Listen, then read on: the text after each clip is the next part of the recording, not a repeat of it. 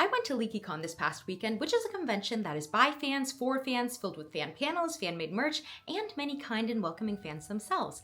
And it made me appreciate how the fandom has come to be an entirely different thing from the books. As John Green once said, stories belong to their readers. I think the reason Harry Potter has stuck so long with me is because of the fandom and how we made it our own space. And so of course I support fandom. I support fandom rights and I support fandom wrongs. And so I support fans' rights to call Mrs. Weasley a bad mother, even if it is a fandom wrong. Maybe I watched Everything Everywhere All at Once too many times. Maybe it's because I recently reread Crying in H. Mart and I have the emotional stability of Dobby the house elf. But I've been thinking about fictional mothers like Molly Weasley. Now, if you're not deep in the trenches of the Harry Potter fandom, you might be like, who said that? Who said Molly's a bad mother? Bellatrix Lestrange did not die for this. Not my daughter, you bitch. And that would be valid of you. But this is actually a fairly common fandom analysis, which I will briefly summarize because I have made the choice to devote the limited brain power I have in my life to analyzing fictional characters instead of getting the master's degree. An advanced degree is expensive. Being a nerd is free. The rationale for this argument is generally as follows. She neglected her own kids in favor of Harry. She was unsupportive of Fred and George. Oh Ron, how wonderful, a prefect, that's everyone in the family. Well, Fred and I, next door neighbors. Don't come for the state of my books. She neglected her own kids in favor of her other kids, i.e. Ron felt unloved and overshadowed in his family. Now I have nothing better to do on this fine Sunday morning. Fine day, Sunday. So let's go down the line and address these Molly criticisms one by one. Favoring Harry. Look, I think most people would agree that treating an abused orphan with extra kindness does not qualify someone as a bad mother. I think everyone knows that your parents are nicer to your friends than they are to you, and I think the question at hand is, did she somehow neglect her kids in favor of Harry? I think the scene where Molly gives Harry a watch is the best counter-argument to this. It's explained that wizards receive a watch on their 17th birthday. On Ron's 17th birthday, he receives a new watch, which obviously is a very special gift to him, because he rarely receives anything new or expensive. On Harry's 17th birthday, he receives an old watch that belonged to Molly's brother. It's like old and it's dented, but this is a very special gift to Harry because he has no direct family to gift him an heirloom. I think this is a great example of Molly making sure she's able to give both these kids what they need with the limited resources she has. She did not support Fred and George. Now, unfortunately for me, I was not born a Nepo baby, so my parents didn't grow up wealthy or well-connected. If any rich parents out there would like to adopt me, now is your chance. And social class absolutely affects parenting. Dreams are a luxury of the wealthy, and I think that's something not enough people talk about. Mrs. Weasley wasn't critical of Fred and George's ambitions because she didn't love them or didn't believe in them. She wanted them to have a better and more secure life because she loved them. And because she loved them, she was scared for them. If their joke shop that they put all their money into and dropped out of school for failed, Mrs. Weasley would not have the safety net to catch them. A rich mother has the luxury of knowing that if her child's ambitions don't pan out, they will still be able to live a comfortable life. Of course, the problem is that Mrs. Weasley, like most parents, could not identify nor communicate this feeling. So instead of saying, though I believe in you, you have a lot of barriers to being successful in creating a business through no fault of your own, and no safety net if you're unsuccessful. So I am fearful for your future, and I just want to make sure you live a good life. She instead expresses it by being upset with them.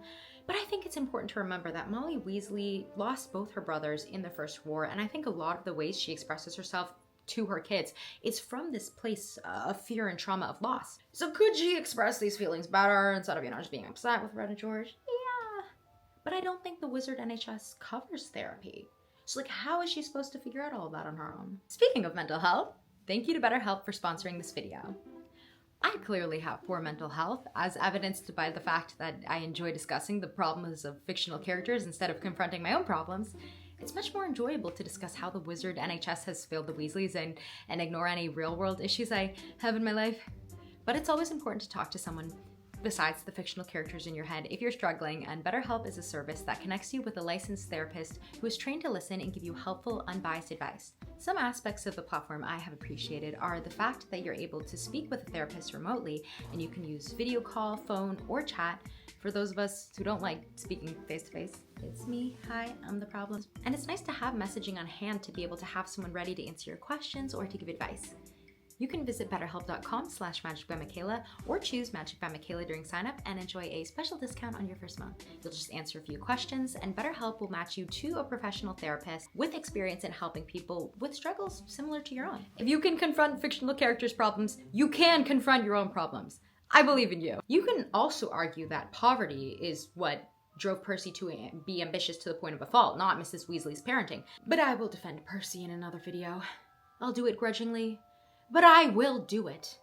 But Percy's beef was canonically mostly with his dad for not being ambitious enough in the workplace and keeping them poor, which is a terrible thing to say. But growing up poor can indeed be traumatic, and Percy certainly did not cope with it well.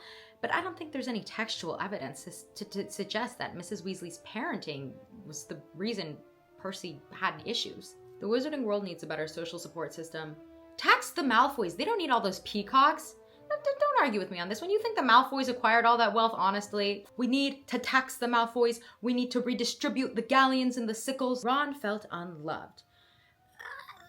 So let's examine this, because Ron feeling overshadowed was a huge part of his character that did not get resolved until the 7th book. A lot of the evidence from this comes from the Horcrux's assertion that Ron was the least loved by a mother who craved a daughter. Now, remember, nothing the Horcrux says is true. Hermione and Harry have also never made out. Thank God for that. Sorry, Harry and Hermione shippers. I support fandom wrongs. But of course, you can argue that the Horcrux reflects Ron's thoughts. But it's important to remember that Ron's thoughts don't always reflect the truth. I'm not trying to gaslight Ron Weasley here, but you have to remember that he was so jealous of the attention Harry was getting in the 4th book that he convinced himself Harry had put his own name in the Goblet of Fire. He believed in the 7th book that Harry and Hermione had a thing, which if you read the books is a wild thing to think. No comment on the movies or what they implied.